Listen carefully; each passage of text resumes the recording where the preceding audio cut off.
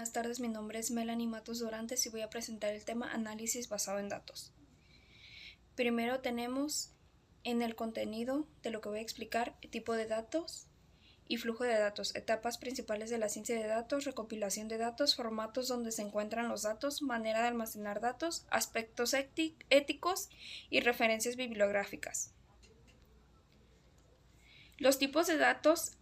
Los datos estructurados, estos dependen de un modelo de datos. Esto quiere decir que se almacenan datos, ya sea dentro de un registro, por ejemplo, viene siendo el Excel. Los datos no estructurados no son fáciles de encajar. Por ejemplo, esto viene siendo en un modelo de datos, ya sea porque, por ejemplo, en un correo Gmail no se pueden, aunque tenga un modelo estructurado, no se sabe exactamente a quién se le va a enviar si ese archivo no se le envió a varias personas. Y el lenguaje natural es difícil procesar porque requiere el conocimiento de técnicas. Esto quiere decir que, por ejemplo, el lenguaje que nosotros tenemos no necesariamente puede tener un significado en especial. O sea, me refiero a que puede ser ambiguo a veces el lenguaje y no puede estar muy bien estructurado, definido lo que se quiere dar a entender. También tenemos los datos generados por máquinas. Estos son creados, como se dice, por las máquinas y no necesariamente tienen la intervención de la persona para crear la información.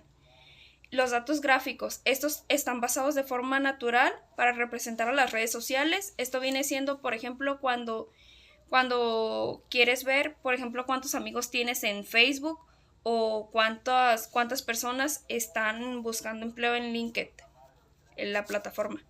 El audio e imagen, este es un poco más difícil porque a veces en las imágenes no se puede reconocer a la persona, o al objeto. Y el flujo de datos, estos extraen archivos sin formato o tablas relacionales. Los transforman y los descargan en el almacén de datos. Las etapas principales de la ciencia de datos. La recopilación de datos. Esta viene siendo la diversa información guardada disponible y se elige la de mejor calidad. La preparación de datos solo descarta los datos que no sirvan y solo se utiliza la de mayor importancia. La introducción de los datos son enviados ya a sus destinos, traducidos a un lenguaje entendible. El procesamiento están preparados y optimizados al final. La interpretación, esta obtiene ya los datos recabados, es decir, como en tablas, por ejemplo, o en gráficas. Y el almacenamiento de datos es que toda la información ya está simplemente conservada, ya pasó por un proceso en el cual ya se almacena toda esa información. La recolección de datos. Esto puede ser mediante entrevistas, encuestas o análisis de contenido. Pues las entrevistas se puede hablar con la persona a profundidad. Las encuestas, pues es el conjunto donde se obtienen opiniones de diferentes personas. La encuesta ya viene siendo más la entrevista viene siendo más a profundidad y la encuesta ya viene siendo como que la persona te va a contestar lo que realmente quiere saber. Y en el análisis de contenido reduce y sistematiza información contenida en escritos. La base de datos crea y almacena. Y el almacén de datos, analiza e informa. La diferencia entre estos dos es que la base de datos ocupa el almacén y la base de datos necesita el almacén para poder acceder a esa información. Y el almacén analiza y puede recuperar la información y la base de datos son información en tiempo real. Los formatos donde se pueden encontrar los datos puede ser en formato abierto, ya sea, por ejemplo, en estos software no hay especificación, simplemente tú no puedes tener un límite y cualquier persona lo puede hacer. Por ejemplo, archivos de Word o, por ejemplo, en formatos como en PDF o archivos de imágenes. Los datos legibles, estos pues son leídos para que se puedan entender por las computadoras. Aspectos éticos que debemos de considerar.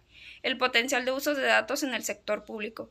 Esto quiere decir que muchas veces se utilizan los datos para mejorar en la educación, pero así como se mejora en la educación y se puede mejorar en la transparencia, también puede haber un suceso en el cual no se pueda predecir lo que pueda pasar con ese uso de datos personales. Por ejemplo, viene siendo que después de eso, los desafíos del uso de datos personales podría ser que las personas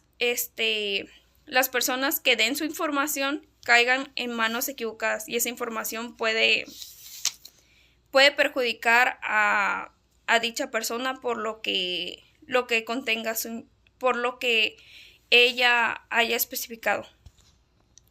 En marcos de referencias y buenas prácticas, esto quiere decir que las empresas deben considerar que deben de tener ámbitos y principios acerca sobre la ética y así como también gestionar la información que se obtenga a través de esta ética.